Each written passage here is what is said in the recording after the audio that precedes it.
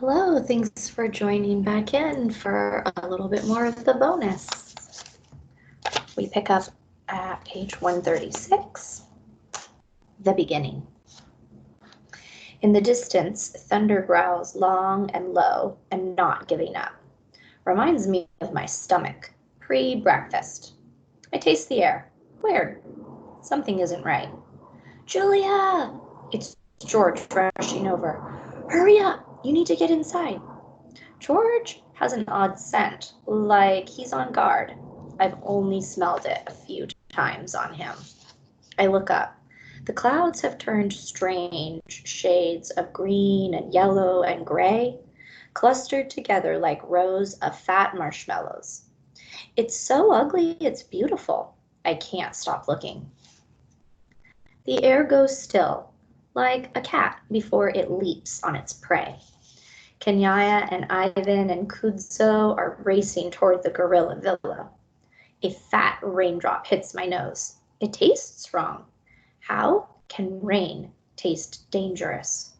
People are yelling, running, opening umbrellas, covering their heads with maps of the park. More drops. At the far end of the field, I can just make out Akello herding Ruby along.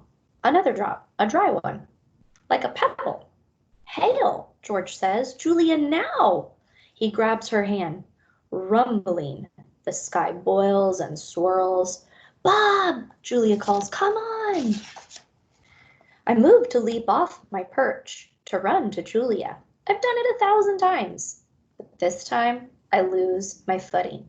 I never slip. I am as nimble as Nutwit. But the rain, the hail. I let out a yelp as I land on Ivan's side of the wall. Splat in the mud. Bob! Julia screams. He'll be okay, George says. I can smell Julia's fear and George's doubt as he drags her away.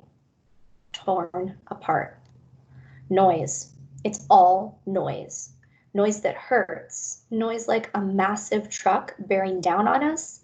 The power of its engine, the inescapable wheels, the relentless roar.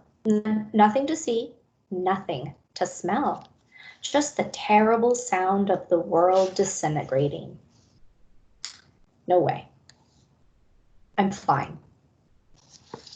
Airborne. Not far, just into the nearby giraffe domain. Not high, just enough to buzz the tops of trees. Not long, just long enough to stop breathing. But I fly. I'm not alone. Half the world seems airborne. Trees, boards, bicycles, chunks of roots, umbrellas, chairs, bits and pieces of life. It all levitates past like some horrible magic trick. Something hits my head. A toy truck, maybe? And I yelp in pain. And I'm terrified. So scared I pee myself. And I'll be the first to admit it. You try and see how dry your underwear stays. But still, I fly. Not like in the box with my brothers and sisters. Not like with the owl. This is different. This is me, Bob the dog, spending a moment as Bob the bird. This is called landing. It's over. I land. Oomph, hard on my rear and slide to a stop directly underneath Stretch, the oldest giraffe in the place. The roar, and by now I've realized we're talking a real live tornado, vanishes as quickly as it came, leaving a vacuum. A silence that hurts even more than the noise. This is called Bad Dog.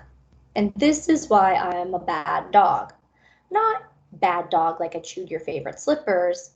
Bad dog like I'm not a good representative of my species, of any species. I don't think Ivan, Ruby, Julia, are they all right? I've got to find them. That's what a hero dog would do.